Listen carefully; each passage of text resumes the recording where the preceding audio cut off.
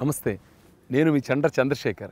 మన లక్ష్యాన్ని 10 మందితో పంచుకోవాలని, ఎదుటి వాళ్ళ లక్ష్యాలేంటో తెలుసుకొని వాళ్ళకి కొంచెం ఉపకారం చేయాలని, సలహాలు ఇవ్వాలని, అలాగే మన లక్ష్య సాధనలో మనం ముందుకెళ్ళేటప్పుడు ఈ ప్రోగ్రెస్‌ని మనం మీకు తెలిసిన వాళ్ళతోటి, మిత్రులతోటి కలబోసుకోవాలని ఒక అభిప్రాయం ఉంటుంది.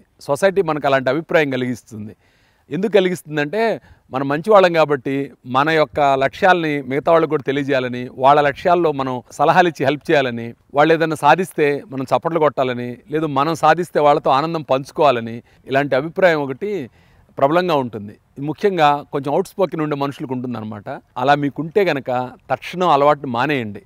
మీ నాశనానికి అది ప్రధాన కారణం. ఎవరైనా సరే పెద్ద పెద్ద విజయాలను సాధిస్తే వాళ్ళు సైలెంట్గా ఉండే సాధించారు. అంతేగాని మీరు చేసే ప్రతి పనిని, మీరు పెట్టుకున్న ప్రతి గోల్ని నలుగురితో పంచుకుంటూ ఉంటే మీరు ఈ పంచుకునే కార్యక్రమంలోనే సమయం అంతా గడిచిపోతుంది. మీ యొక్క పవర్ తగ్గిపోతుంది. ఇది ఎలా ఉంటుందంటే సోడా బుడ్డి ఉంటుంది కదా, దానిలో గోలీ ఉన్నంతవరకు గ్యాస్ ఉంటుంది. మీరు ఎప్పుడైతే ఆ గోలీని కొంచెం ఉంచి చూసారో గ్యాస్ పోతుంది, ఆ పవర్ పోతుంది. సేమ్ అలాగే మీ మెంటల్ పవర్ కూడా దీనికి వేస్ట్ చేసుకుంటే తర్వాత మీరు సాధించడం కష్టం అవుతుంది. ఎవరైనా ఏదైనా గొప్ప గొప్ప విషయాలు సాధించారు, మిలియనీర్లు బిలియనీర్లు అయ్యారు, ఒలింపిక్లో గొప్ప అథ్లెట్స్ అయ్యారంటే వీళ్ళందరూ కూడా వాళ్ళు చేసే వర్క్ మీద దృష్టి పెడతారు తప్ప చర్చలు పెట్టరు. ఈ చర్చ వల్ల 2 అవుట్కమ్స్ వస్తాయి.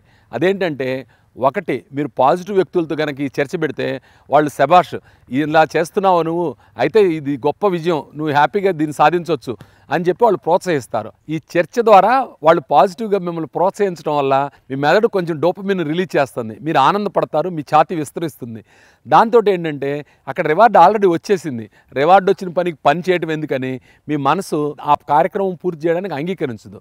మీరు అబ్జర్వ్ చేస్తే చాలామంది కాంపిటేటివ్ ఎగ్జామ్స్ ప్రిపేర్ అవుతున్నామని, అది ఐఏఎస్ రాస్తున్నాము లేకపోతే గ్రూప్ 1 రాస్తున్నామని మొదలు పెడతారు. ఇలా ఈ చెప్పుకోవడం కార్యక్రమంతో కొంతమంది డిస్కరేజ్ చేసేవాళ్ళు ఉంటారు, కొంతమంది ఎంకరేజ్ చేసేవాళ్ళు ఉంటారు. అవతల వాళ్ళు ఎంకరేజ్ చేశారా, మీరు ఆల్రెడీ ఆ ఉద్యోగం వచ్చినట్టుగా భావించుకొని ఆ ఉద్యోగం రాకముందే ఆ యొక్క ఆనందానికి లోనవుతారు. అలా ఆనందానికి లోనైన కారణంగా వాస్తవంగా ఉద్యోగం కొట్టకముందే ఆనందం మీకు వచ్చింది కదా, ఇంకేముంది రివార్డు. మీ మనసుకి ఆ ఉద్యోగం సంపాదించాల్సినంత పవరు, ఆ యొక్క గ్యాస్ ఉండదు, ఆ పొటెన్షియాలిటీ తగ్గిపోతుంది. కాబట్టి చర్చ పెట్టకండి. పోనీ అవతల వాళ్ళు నెగిటివ్ పీపుల్ అనుకో, లేదు వాళ్ళందరూ ప్రయత్నించారు, నేను ప్రయత్నించాను, వాడు ప్రయత్నించాడు, వీరు ప్రయత్నించాడు, నువ్వు ప్రయత్నించి పెద్ద వృధా అంటారు. అలా నెగిటివ్గా చెప్పినా కానీ ఆ నెగిటివ్ భావాలను మన మీద పడి మనం ముందుకెళ్ళలేం. ఏదైనా పెద్ద విషయం సాధించాలనుకుంటే అది సైలెన్స్గానే సాధించాలి తప్ప నలుగురితో అనౌన్స్మెంట్ కాదు.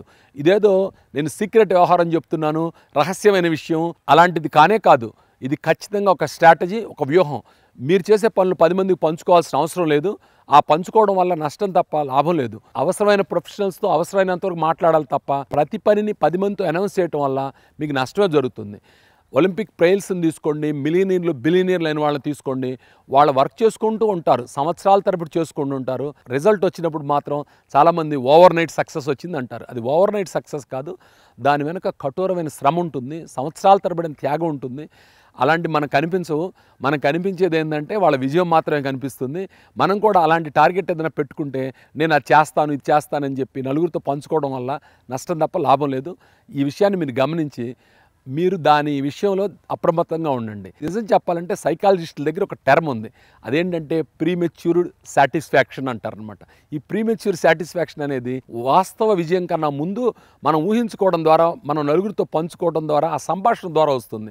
ఆ సంభాషణ ద్వారా ఈ ప్రీమెచ్యూర్ సాటిస్ఫాక్షన్ పొందిన వాళ్ళు ఒరిజినల్ సాటిస్ఫాక్షన్ నోచుకోరు.